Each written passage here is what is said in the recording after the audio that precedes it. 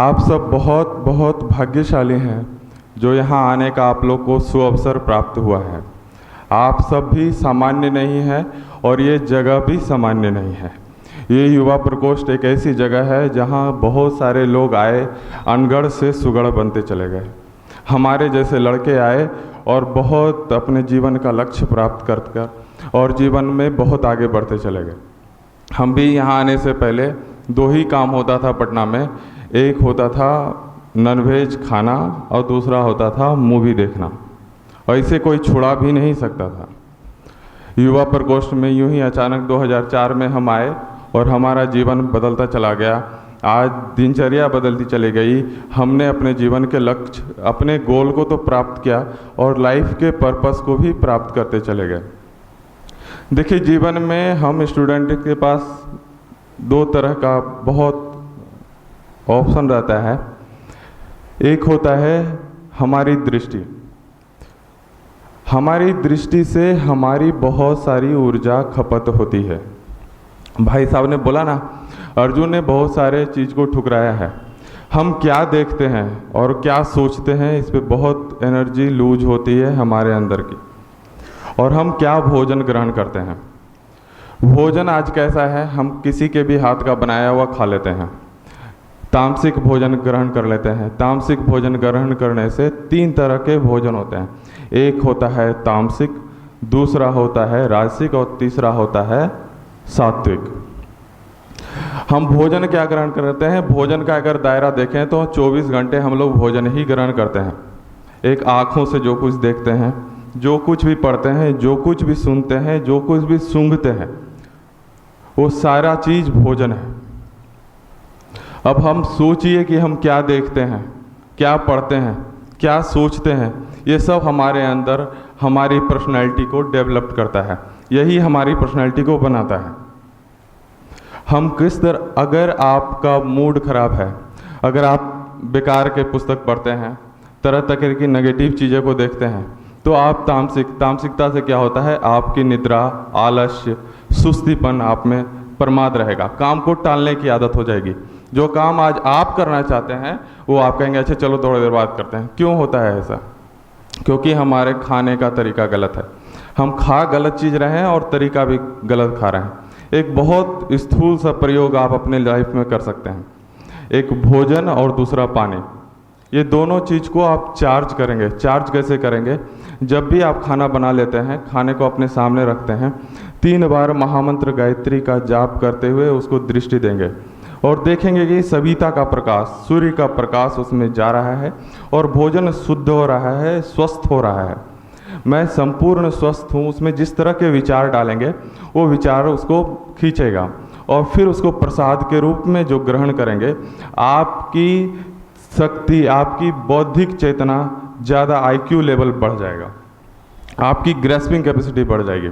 एक जापान में शोध हुआ गया, लगभग 5-5 मिनट 2 गिलास का पानी लिया गया, एक में आई कैन नॉट, मैं नहीं कर सकता हूँ करके लगातार उसमें थॉट्स डाले गए, और एक में आई कैन, मैं कर सकता हूँ करके उसमें थॉट डाले गए। उसमें देखा गया कि वैज्ञानिकों ने देखा कि इसमें सूक्ष्म तरीके से जो H2O का मॉलिक्यूल था वो टूटता चला गया और एक में संगठित होता चला गया। सोचिए कितना ज़बरदस्त हमारे विचारों का भोजन पर प्रभाव पड़ता है।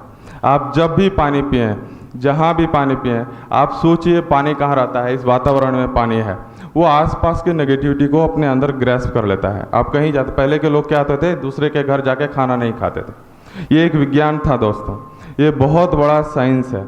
आप जब भी भोजन करें उसको अपने लिए पहले तैयार करें।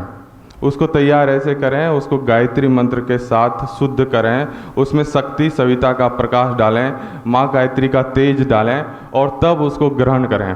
आप पाएंगे कि आपका जो पढ़ने में मन नहीं लगता है, मन जो तेज़ी से भागता है, वो आपका भागना बंद हो जाएगा। ये बहुत ही साइंटिफिक और अपने जीवन में प्रयोग करने वाली चीज़ें हैं। मैंने प्रयोग किया है। आप देखते होंगे मित्रों, गुरुदेव ने विचार क्रांति चलाई है। विचार क्रांति ही क्यों चलाई है? विचार क्रांति का आज हमारे जीवन में कितना महत्व है, इसको आप अपने जीवन में देख सकते हैं।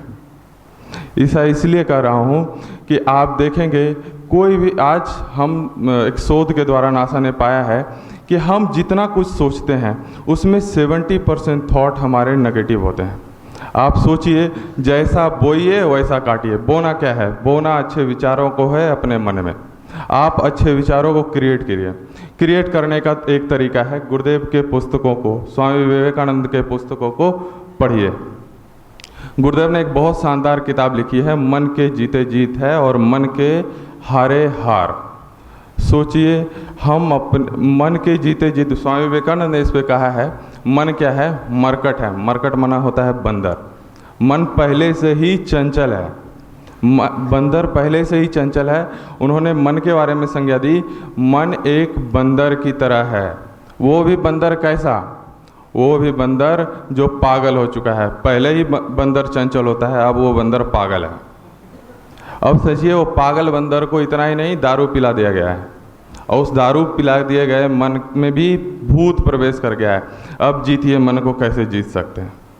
आप समझिए, हम अपने मन को कैसे जीतना है। मन के कुछ नियम है दोस्तों। सबसे पहला नियम है, मन को जो कहिएगा वो नहीं करेगा। मन को जिस चीज़ का विरोध करिएगा वो नहीं करेगा। मन को जिस चीज़ का निषेध किया जाएगा वो नहीं करेगा। जैसे आप कहिएगा कि पढ़िए, वो नहीं पढ़ेगा। मन को कोई चीज़ का दबाव डालिएगा वो सप्रेस होगा, वो नहीं करेगा। एक बार पश्चिमी सभ्यता के मनोविज्ञान के पितामह कोई फ्राइड है, साइमन फ्राइड, वो एक बार अपने बच्चे और बीवी के साथ एक बाग में जाते हैं, एक गार्डन में जाते हैं। सुबह से शाम वो लोग खेलते रहते हैं। शाम को पता चलता है उनका बच्चा कहीं खो गया है। वो सब जगह खोजते हैं, कहीं नहीं मिलता है। बीवी भी उनकी खोजती है, कहीं नहीं मिलता है। फिर वो अपनी बीवी से पूछते हैं, अरे भाई साहब, अब गेट लगने ही वाला रहता है, उन लोग को निकलना रहता है। अच्छा तुम बताओ, तुमने क्या कभी बच्चे को कहा है कि कहीं नहीं जाना है? उसने कहा, हाँ, एक जगह से फव्वारा चल रहा था, वहाँ मैंने उस बच्चे को कहा था कि मत जाना। बोला, जाके तुम देखो, वहीं पे बच्चा होगा। और सही में दोस्तों, वहीं पे बच्चा था। और जब वो आए तो बोले, आप कैसे जानते थे कि बच्चा वहीं है? बोला, मैं तो जान गया हूँ, लेकिन मनुष्य इसको अभी तक नहीं समझ पाया है। मन जिस चीज़ का हम विरोध करेंगे, मन वही करने के लिए आलायित होगा। और दूसरा नियम है, मन को जितना हम सप्रेस करेंगे उतना ही वो आगे आएगा, उतना ही उस चीज़ को आगे कहेगा। एक बहुत क्रोधी व्यक्ति था, इतना क्रोधी व्यक्ति था, वो बहुत क्रोध करता था। एक बार क्रोध करते हुए उसने अपनी वाइफ को मार दिया। फिर उसने सोचा कि भाई इस वाइफ को छोड़ दिया जाए, इस क्रोध के मार्ग को छोड़ दिया जाए और हम कुछ और काम करते हैं। इस क्रोध के मार्ग को छोड़ के कुछ और करते हैं। एक जगह किसी सन्यास में जाके उसने सन्यास धर्म धारण कर लिया। एक गुरु के अंदर वो रहने लगा। उसने अपना नाम रखा शांति मन। अब वही क्रोध जो उसके मन में था वही इधर आके आगे बढ़ने लगा। वो काफ़ी आगे बढ़ता गया। लोग 2 टाइम खाना खाते थे, ये 1 ही टाइम खाना खाता था। लोग सीधे मार्ग से चलते थे, ये पत्थर के मार्ग से चलता था। और जितना जितना ये अपने को सप्रेस करता, इसका नाम उतना ही चलने लगता। धीरे धीरे ये बहुत नामी गिरामी सन्यासी बन गया। मुनि शांतिनाथ अपना नाम रखा। उधर वो क्रोधी था और इधर इसने रखा मुनि शांतिनाथ। अब समझिए, ये क्रोध के वश इतना आगे बढ़ रहा था। आगे क्या हुआ, ये अपने शिष्यों के साथ एक दिन बैठा हुआ था। धीरे धीरे धीरे गुरु बन गया ये। और ये शिष्यों के साथ बैठा हुआ था। एक पुराने मित्र ने, पुराने गांव वाले लड़के ने इसको देख लिया। अरे भाई, ये कौन है? अरे ये तो वही दिखाई पड़ता है जो पहले बहुत क्रोध करता था। वो वहाँ चला गया, उस शिष्यों के बीच में बैठ गया। उसने उसको कहा, भाई तुम्हारा नाम क्या है? उसने कहा, तुम मेरा नाम नहीं जानते? तुमने पेपर नहीं पढ़ा है? तुम व्हाट्सएप नहीं देखते? मैं सब जगह चर्चित हूँ। कोई व्यक्ति जब पद पे पहुंचता है तो क्या करता है? दूसरे को भूल जाता है, अपने लोगों को भूल जाता है। उसने भी यही किया। फिर उसने कहा, नहीं साहब, मैंने आपका नाम नहीं सुना है, आप बताएंगे क्या? उसको अब थोड़ा क्रोध आया। वो कहता है, अभी भी तुम नहीं समझ रहे हो? मैं भी फिर चुप हो गया। फिर बोला, भाई साहब, आप अपना नाम तो बताइए, आप कौन है? अब वो क्या किया, उसके पास एक डंडा लगा, बस उसको मारने के लिए दौड़ा। बोला, बस बस मैं समझ गया, आप ही हैं। इसलिए आप अपने मन को जितना सप्रेस करेंगे, जिस भी भाव को सप्रेस करेंगे, वो आगे जाके वो इस तरह से फूटेगा कि आप समझ ही नहीं पाएंगे। और तीसरा नियम है मित्रों, हम अपने सबकॉन्शियस माइंड को जो चीज़ देंगे, मन को बार बार जो चीज़ समझाएंगे, वो समझता चला जाएगा। इसका एक उदाहरण है बहुत अच्छा। महात्मा गांधी महात्मा गांधी और सरदार पटेल दोनों जेल में थे और महात्मा गांधी उस समय एक साधना कर रहे थे, अपरिग्रह के विचारों से अपने आप को भर रहे थे। अब क्या हुआ, सरदार भाई पटेल को लगा कि ये 10 ही खजूर क्यों खाते हैं। उनको तो शुभ भावना था, शुभ चिंतन था।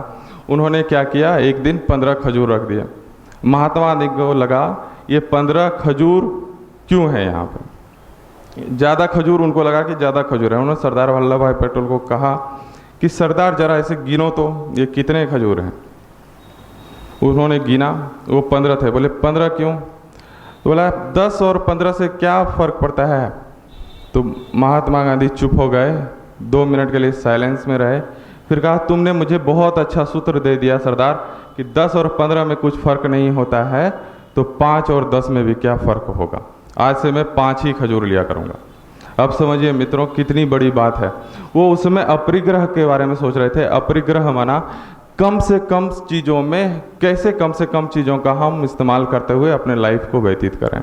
ये बहुत बड़ी बात है। हम अपने माइंड को क्या देते हैं। अब आप समझिए हमारे लाइफ में इसका क्या यूज है। हम अपने लाइफ में क्या करते हैं, व्हाट्सएप, मोबाइल, फेसबुक, सब कॉन्शियस माइंड 2 समय में बहुत तेज़ तरीके से काम करता है। एक है जब आप निद्रा आपकी टूटती है तब, और जब सोने लगते हैं तब। और इसी दोनों समय मोबाइल हम लोगों के पास बहुत ज़्यादा होता है। हम व्हाट्सएप देखते रहते हैं, फेसबुक पे वीडियो देखते रहते हैं, वही हमारे सबकॉन्शियस माइंड में चला जाता है।